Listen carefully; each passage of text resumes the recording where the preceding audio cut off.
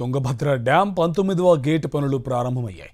వరదలో కొట్టుకుపోయిన గేట్ను పరిశీలించారు అధికారులు. నీళ్లు వృధాగా పోకుండా అధికారులు చర్యలు చేపట్టారు. అయితే ఇప్పటికే 30 టీఎంసీల నీళ్లు వృధాగా పోయాయి.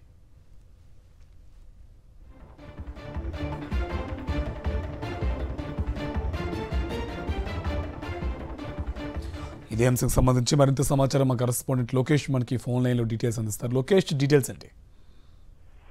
కార్తీక్, ఊడిపోయిన గేటు నిర్మాణం చేసేందుకు తాత్కాలిక గేటును అమర్చేందుకు డ్యామ్ కు మొదటగా జిందాల్ కంపెనీకి సంబంధించిన 13 టన్నుల వెయిట్ తో పాటు 12 mm థిక్నెస్ గల 60 అడుగుల పొడవు 2 అడుగుల వెడల్పు కలిగి ఉన్న గేట్ ను డ్యామ్ మీదకి తరలించడం జరిగింది. ఇప్పటికే డ్యామ్ గేట్ ని అమర్చేందుకు జిందాల్ కంపెనీకి చెందిన 55 టన్నులు మరియు 25 టన్నుల గల 2 క్రేన్లను కూడా డ్యామ్ పైన ఉంచి యొక్క డ్యామ్ గేట్ ని ఫిట్ చేసేందుకు ఏర్పాటు చేస్తున్నారు. డ్యామ్ లో తాత్కాలిక గేట్లను కూర్చోబెట్టేందుకు సుమారుగా 50 మందికి పైగా వర్కర్స్ పనుల్లో నిమగ్నమైన పరిస్థితి.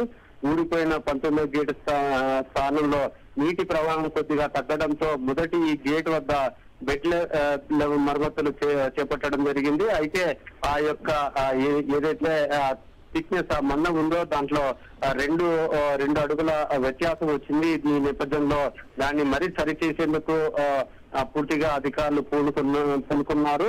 ఏదైతే ఈ యొక్క 19వ గేటు ఈ యొక్క వరద ప్రవాహానికి చైన్ లింక్ తెగిపోవడంతో నీటిలో కొట్టుకుపోవడంతో ఇప్పటికే 30 టీఎంసీల నీరు అయితే వృధాగా సముద్రంలోకి వెళ్లిపోయిన పరిస్థితి.